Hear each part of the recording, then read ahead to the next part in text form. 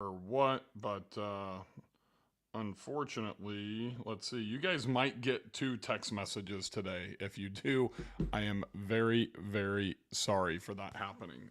Just have an issue with the at text. I use simple texting. I will be switching over to market my STR here, especially after today's fiasco with texting. But if you receive two text messages, I greatly apologize. What I'm really excited about today is to kind of share some things that a lot of people really don't do, and it's auditing our existing portfolio. It's really, I look at one thing, and one of the reasons I got into short term rentals was, and I still believe today it's the best asset class that we can invest into. Um, I love the ability to be able to force appreciation on anything I'm investing into, whether it's a business, a restaurant. I can't do that in the stock market. I have no control over that. And I can do it at like 5 to 7 times better in STR than I can in LTR. So that's why I got in, because I'm always looking at the best place. If I have $100 to invest or $100,000 to invest, I'm going to look at where I can invest that and get the best return. So it makes sense that we should be looking at our own portfolios through the same lens, right? So if you have one, it's probably even more important. And the other thing that I want to share with you before I kind of dive in and get started here is markets shift, and they shift all the time. And it's something that's really important. There's a reason that I audit my portfolio every 6 months. Um, and we should all know what properties are underperforming, what properties are performing on baseline, and what properties are outperforming. So, hey, good morning, Heather. And those of you that are just joining in, please say hello and let me know where you're from. Heather is from Indianapolis. We got Karen from Bristol, Tennessee. Awesome. Nicole from Farmville, Leon from Sheboygan, Eric Corson's here, Patty Toohey from Western North Carolina, Anthony, how are you? Jeffrey, Gail, Eric, excited to have you guys here. Please just drop in. Bob from Germany, thanks for jumping in, Bob. So here's the deal. Um, our world, our world in general, but our world in STRs has shifted dramatically about a year ago when Russia invaded the Ukraine. And that caused issues globally. We've been in an impending recession. I don't know if we're in a recession or an impending recession. If this is a recession, I'm pretty good with it because things are great. At least for me, with my STRs financially, I had a really bad, January and February down at the beach. Everything else was fantastic, but actually have starting to catch up. So I put myself on a plan to where even though I was down like 37, 38%, even on my number one property down at the beach in January and February, on how I'm going to catch up. But there's other properties that are not catching up, and that's why I go through and I audit my properties. Once again, I always want to make sure that my cash is working for me. So I made a decision to sell a property in Beach Mountain, North Carolina, that I purchased literally almost exactly a year ago.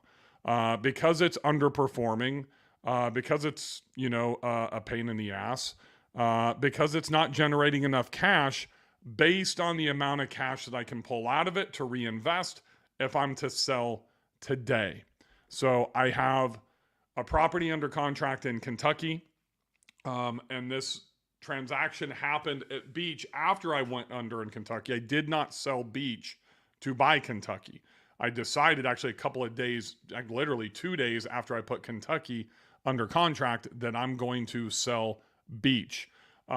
Initially, the plan was not to take that cash and put it into Kentucky, but because the closing dates are going to align, I am going to 1031 out of Beach and roll that into Kentucky. And here's what it'll look like. I'm going to show this to you here. So let me find it.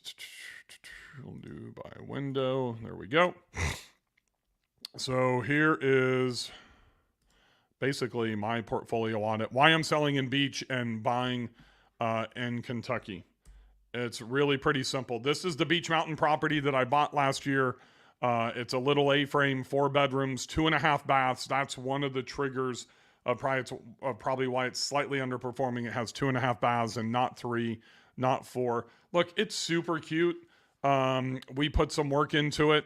My wife designed, I'm not going to go through the whole property. You can go find it on Airbnb and look at it if you want. But It's super cute. It's a mile from Beach Mountain. Doesn't help that, we had almost no snow, at Beach Mountain and Sugar Mountain, and even, up in West Virginia, Snowshoe, they didn't get it either. So it was not that great of a winter. So here's the numbers. I purchased last year about a year ago.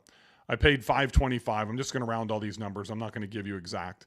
$525. Down payment was $134. That was left over of what I had when I bought my Banner Elk property. So I literally sold 2 properties because I found my dream house in Montana that I was going to use that cash to 1031 into, and that dream house was it was about $2 million. That did not work out. So I'm sitting here with over $500,000 in cash. I think I had roughly about $550. So I put about $400,000 down on Banner Elk, and I literally had $134,000 left over. So I rolled it here into Beach before I ran out of the time period. So the forecasted rental income was $120,000 to $125,000. The real gross rental income was, let's just call it $87,000. So that forecast dramatically changed after, right at the timing, right as I was under contract on this, is when Russia invaded Ukraine. That's when everything changed, and rent started coming down. It was not a great summer, but most importantly, you see, as we didn't start off that great in the summer, this deck right over here is where we're going to put a hot tub. There's no hot tub there.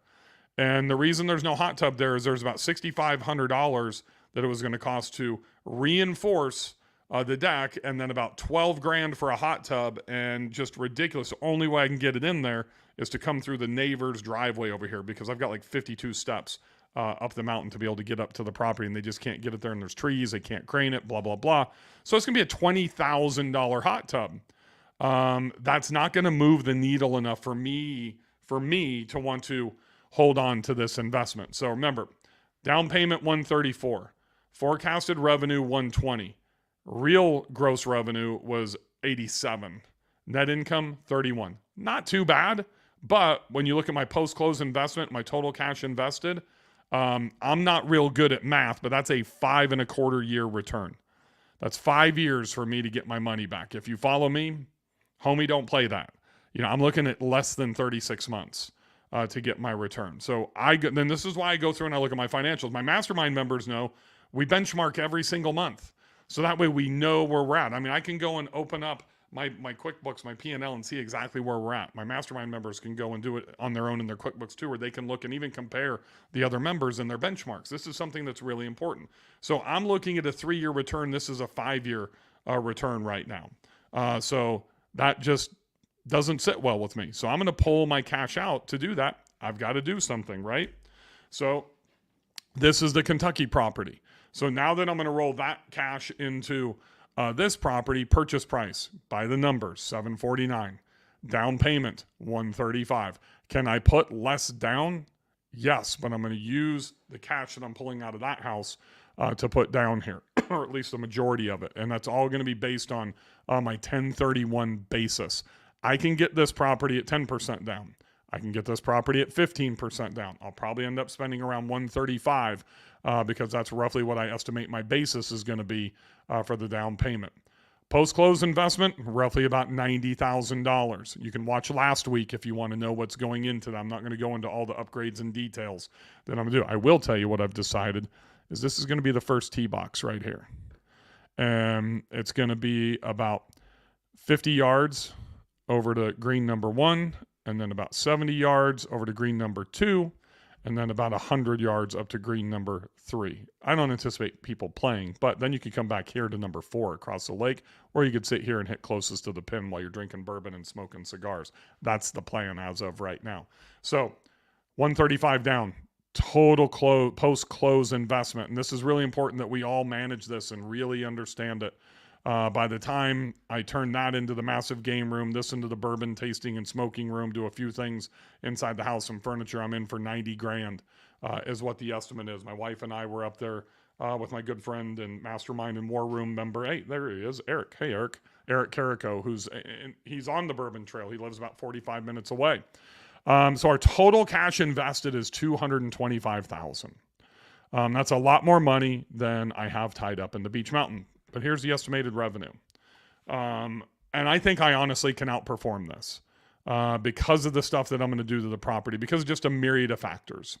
So estimated operating income is, let me get rid of my photo there so you can see this. Estimated operating costs are $88,000 a year. That leaves me an estimated net income of $107,000 to $117,000. So literally, if I go back one image, I'm looking. What am I doing here? Net income at $31,000. Net income now is going to be $107,000. If I do $107,000 on $225,000 cash invested, that's like 26 months. That's well under 3 years. That's how I'm looking at auditing my financials when I'm going through this. So I take a look at all of my properties. It's really pretty simple. As long as you keep up with your P&Ls and you keep up with your balance sheets and you understand everything that you've invested into your properties. This is an absolute no-brainer to me. Well, a lot of people would probably say, well, Bill, how come you're not holding on to this property? And here's the sale, just FYI. $625, I forgot to show you this. $625 on the Beach Mountain property. Closing cost $47,600. That's $577. My home payoff is $378. Let's call it $379. I did a DSCR on this. So I'm going to have to prepay 4 years, $21,000. That gives me a total of, let's just call it $400,000. That's free cash of $177. So this sucks. But you know what? That's what I call success tax. That's a cost of doing business. That is okay. But this is the key. I'm freeing up $177,000 in cash to where I can move forward and I can do this, right? Because my total cash invested is $225,000. That means I'm only going to need to put in about $50,000 in cash to do all the stuff that I want to do here. And I'm going to triple, really 3.5x my net income. This is how I optimize my portfolio. I don't buy and just sit on a shitty property. I buy and I sit and look, Beach Mountain isn't shitty. It's average for most people, but I don't do average. I'm going to do something, I'm going to escalate, and it ties into my long-term plan. If I wanted to have 20 or 50 properties, I might just continue, put the hot tub in and hold on to Beach Mountain. And look, there's nothing wrong with that mountain. It just doesn't fit into what I'm doing to maximize my cash and get the most out of my properties with the least amount of properties in my portfolio so I can put in the least amount of time on a weekly basis. That's because I have built a plan. I have a plan, as I talk about a lot. This is the things we talk about, like in the Montana retreat that's coming up, in our mastermind meeting, and my couples retreats. It's so important that we have a plan because I can't make these types of decisions if I don't really know what my desired outcome is going to be. So hopefully you guys kind of understand the process that I've just went through. Let's see, I got some questions over here that I will answer for you all. Let's see, Tim Fan. How does selling a property you did a cost seg on affect audit risk? If you do a cost seg on a property, is there a minimum time that you should hold it, or does it even matter? That's a cost seg. So I did cost seg that property. I had cost seg 4 properties for my tax returns. They're going to be filed next week, actually. And they will recapture. I'm 1031ing into this, so all that's going to carry forward. Some people will tell you that if you do cost seg and sell immediately, that you could trigger an audit. Some people will say not. I think it's a crapshoot. I'm fine.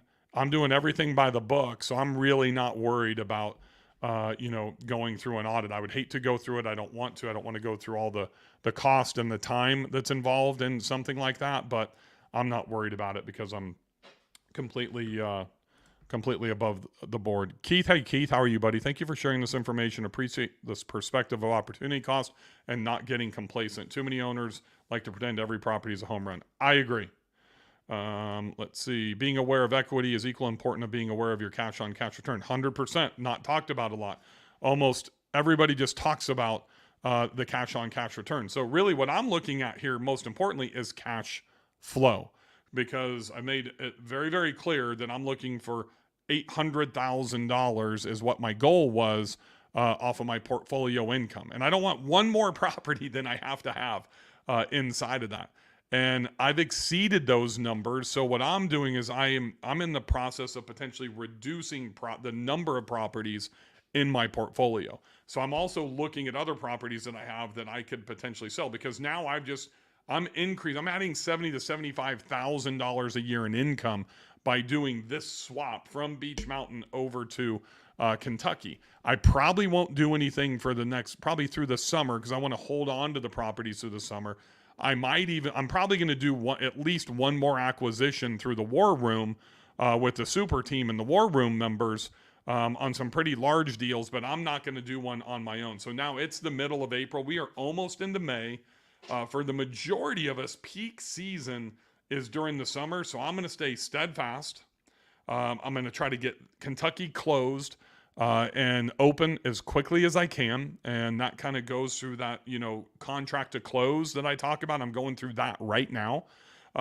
We are preparing for permitting. I'm literally met with a couple of contractors, went through everything earlier this week on getting floors epoxied to Brea's started furniture procurement, all that stuff, to where literally when Brian Buckhold at Huntington Financial and he funds and we close, and I know I'm qualified, so I don't have to worry about that part, but I want to have everything literally ready to go. So this will be one of those projects, because this is 2.5 hours away, that we will probably load up our garage here locally with as much stuff as we can, to where we can go up there. We'll probably plan a week. This will probably happen early June. We'll plan a week and we will go there and get everything done so we can be listed within 7 to 10 days post close. If I can get the timing done, because I got to, and I'll go back and just kind of show you guys. This here is 4,800 square feet, and that's going to be my biggest kind of hold up. And then I got to get that removed, build a fire pit. I can do my golf holes and stuff like that, but there's little things that are going to take a little bit of time. But that's what the ARV is about. And I'd rather get it all done immediately. And this is the other thing that people do. And I get, if you don't have the cash to piece it together and do this in the first month, grow out of cash flow, perfectly fine to do that. For me, I want to get everything done as fast as I can. So even like literally overseeding the dead grass and stuff that you see to get it perfect, to where I can maximize, ADR as quickly as possible. My CPA always wants me to hold at least 2 years. Can I sell sooner? I can't remember why he thinks that's, because he's either doesn't know the tax code or he's super duper conservative. Hopefully it's not the first and it's the latter. There is nothing in the tax code that says that you have to own a property for a specific time. It's all about intent when you purchase that property. And I can tell you, I can prove that I have never had any intent to flip this property. So I would, Ryan Bakey's the expert on this. I don't want to pretend that I'm a CPA by any means, but I can tell you it's not written in the tax code. I think the faster you sell a property, the faster you 1031, the more risk, that you would have of, getting called into an audit. But I would be very, I would get double confirmation on that. Okay, we already did that. Let's see. If you have any questions, just drop them down in the comments there, and I'll answer any questions that you have. Let's see, what is this from Eric? Excited to hear about Bill selling a property he's owned for a year. I'm considering something similar. Yeah, so I mean, I think it's really important. It's the mentality, Eric, and everybody else that's here is, we buy and hold. And it's funny when going in the middle of 2020, I started buying a shit ton of properties. I mean, I bought 11 properties in Gulf Shores from September of 20 till September of 21. 11 properties. I only own 2 down there right now. And because I would do what was called, retail investing, essentially, in buying, renting, and the pricing was going up so fast that I just couldn't pass up on sale. God, my hat is like jacked up. It really irritates me. Sorry. And I remember the very first one I bought, it was called Easy Breezy, and it was on East Beach, and I paid, what did I pay for it? Oh, I think $515 it was, and rented it for 90 days, and had somebody came in and offered me, I think it was like $635 or something like that. Done, deal, gone. Reinvested that, bought a house for $429 out in Fort Morgan. My wife and I put like 18 grand into it. Brandon Thompson, you may know from Atlanta, bought it for 679 like 18 days later. It was the market was just appreciating so fast. I can't remember the numbers, but it was crazy. Scott, let's see here. Did you also sell? Absolutely not, Scott. I did not sell my Banner Elk property. That thing is crushing. And I say crushing, the forecast, once again, I bought that before Beach Mountain. So I closed on that. I think it was the week before Russia invaded the Ukraine. I ended up doing like 281 on that property. I was forecasting 325 to 350. Those numbers did come down. Very happy with 281. The cash on cash is really significant. I mean, I put $400,000 down on that property out of that 1031. But that cash flow is important for me. So the operating costs there are around 120, about 126, I think is what it was, 126 or 127. So I mean, I made over 150 grand there, and that's one of the things I look at. That's my second biggest property. My biggest one's my beach house down in Gulf Shores. I did 357 on last year, and that operating cost. I mean, I only owe 600 on that property. My operating cost on that's very low. I made over $200,000 on that property. So I'm looking at optimizing, just like I talked about from the co-hosting perspective. A lot of people that co-host, they start way too small, and you bury your bandwidth. You lose your scale because you fill your available bandwidth of properties with low income properties. Well, it's the same thing that a lot of us do when we go and invest. I see two fundamental mistakes. People buy too small when they start, and I get that cash is a huge barrier, and they do Fannie and Freddie, personal loans, and that you blow out your DTI. Buy as big as you can without being reckless or stupid. Really know how to work a pro forma, learn how to choose a market, then invest into the individual property. In no way am I telling anybody to go to Kentucky. If you can't find the footprint like this property here, don't just go buy a regular house. The market doesn't support properties. Properties support the market. I can't emphasize that enough. You have to find something. I would not purchase this right here if it didn't have the pool, if it didn't have the hot tub, if it didn't have a 3-acre pasture down here, if I couldn't turn around horse trailers in here, I'm not going to use the 4-car garage. If I couldn't turn this into a bourbon tasting and cigar room, if I didn't have 5,000 square feet home host to turn into the most craziest man cave with golf simulator and 75-inch TVs, a lake to stock with bass fishing, paddle boards, kayaks, golf holes around here, huge fire pit right in the middle, all these things that stack on top of it, and it's literally 7.2 miles from the bourbon capital of the world. Those are all stacked. If you can't make a list and stack all of those marketing opportunities any place, Pigeon Forge, Broken Bow, Indio, doesn't matter.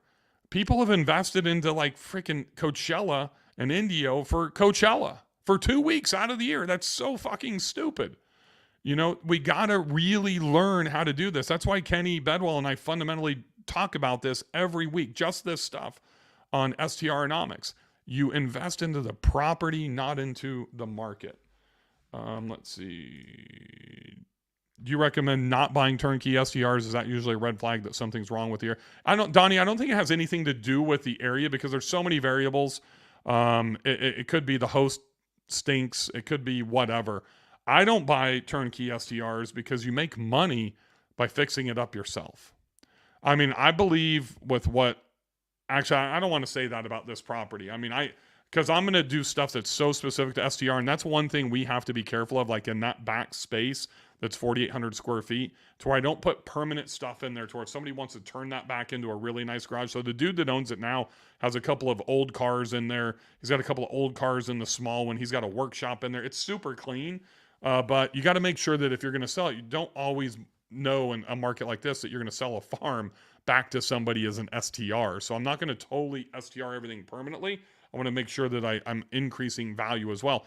But Donnie, I learned not to buy turnkey properties early on in my investing career. You make your money when you can go in and fix it up. Even like me, I don't even know how to fix a ceiling fan or, a tire or lay tile. I can't do any of that stuff. I have to pay, retail rates for contractors to do it. But even at that, I've never lost money on something that I can ARV. You can lose money definitely because if you're going to pay, top of the market if you buy something turnkey. So definitely, I'm a big proponent of buying something that needs a little bit of tender loving care and some fixing up and some new design and that type of stuff because that's where you're going to make your money, in my opinion. Let's see. If you are nervous to sell a property right now, take notes from maybe Carl's enemy method and use STR insights to maximize your current cash flow of existing portfolio. Oftentimes, we are leaving east low, a lot of low-hanging fruit of more cash flow that we can grab with little effort until we are ready to pull the trigger on a new property. Accelerate extras. That's from John the Bank Whisperer Hodge. He's 100% correct. And Avery's method is something that the enemy method is something that's absolutely critical. John is tremendously good at optimizing cash in his portfolio of over 100 properties. And it's something that I've learned from John, and John and I talk about a lot of time. Bill, is there a way to use 1031 money for renos into a new property? There's a way for everything, Anthony, and it's not something that I'm really going to talk about publicly because you have to get pretty creative with that, and you have to have people assist you with that, whether it's your, it could be your exchange, could be your closing attorney. There are ways to be able to do that, but that's more of a private conversation, and that's actually something that John is absolutely an expert at. Ryan Bakey, Susan, jumping in. You just need to hold more than 1 year for long-term capital gains. Don't understand at least 2 years. There you go. That's from Ryan Bakey, the tax expert. If you guys have any other questions, please drop them down below. I've got just a couple of more minutes. Let's see here. Sheila. Hey, Sheila. We're selling an underperforming property in Panama City Beach. Had it in our minds in the background, but listening to Bill, we decided to go ahead and do it. Thanks for the leadership, Bill. Thank you, Sheila. You're amazing. Love you and hope you guys are doing well. Tell your lovely husband, Scott, I said hi.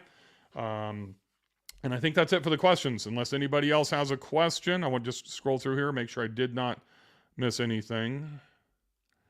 Just pop one in and I can stay on a few minutes later or we will wrap up.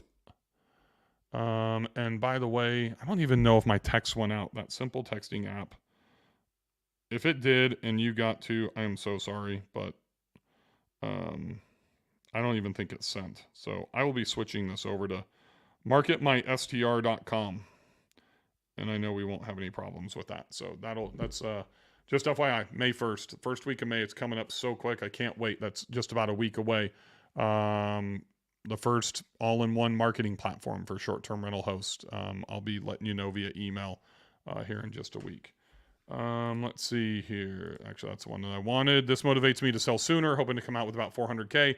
Thoughts on where to go with this equity? Need a cash cow. So whoever that is, I mean, think about 400K in a property. One, you need to look at how much cash or your cash on cash return in the existing property that you have to determine, because you might want to just do a HELOC or something and hold it. Also look at your interest rates. So, I mean, the performance of the existing property that you're going to sell is going to be the first indicator. Freeing up $400,000, however you would do that, imagine what you can do with $400,000 in equity. So thoughts on where to go with this equity, you need to know that before you pull it out. So I would not do the transaction, and especially if you're going to do a 1031, and then try to make that decision. I would start doing your research before you even list the first property that you're going to pull the $400,000 out of. My W-2 is ending, and I don't think I qualify for conventional financing at the moment. Is DSCR my only other option besides hard money, but rates stink? No, I mean, you've got commercial banks to be able to loan. Like myself, like when I first met John Hodge, I was doing everything commercial bank. And I still love commercial banks. John does almost everything commercial bank. And when I say commercial, I mean, it's your local Bank of America, your Regions, your local credit union, your Pinnacle Financial. I typically go to banks in the markets that I'm going to invest into if I'm going to do a commercial loan. I've used Brian Buckholt at Huntington Financial. He's the preferred lender for the STR Super Team in the War Room. Because he's been so easy to work with and has given me great rates. But if I'm investing, and he's doing this property, the Kentucky property, he did my Montana house and he's doing this Kentucky property. But the W-2, you really need to time the acquisition, because most likely your buying power is going to go down when you go to get away from your W-2. And that's all dependent on your portfolio. And this is where knowing your personal finances, your debt to income ratio, your credit score needs to be managed. Really how much income the banks are going to look at. And that's something that's a whole nother discussion, that some banks, you could have a trailing 2 to 3 years depending on when you purchase and when you file your taxes before banks will consider your rental income. That's the shit that we all really need to nail, specifically somebody that's leaving a W-2, because you don't want to have a DSCR as your only option. Look, my DSCR here, folks, just so you see, and I factored this in, and I knew this, before I did all of this, my DSCR has cost me 21 grand because I've got a 4-year prepayment penalty on this. I had 5 years of a prepayment that I've got to pay, right? So that could have been a deal breaker for me. Thank God it wasn't, but it could have.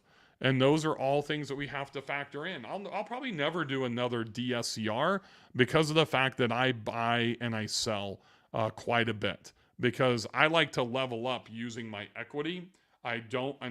Remember, if I was looking to go up to 25 properties or 30 properties, then I would hold on to properties and I would HELOC, but that's not my game plan. Remember, I actually have a freaking plan. If you don't have a plan, I got 1 seat left in Montana. Come and join me. Somebody take this seat if you don't have a plan. Just go to this link right here.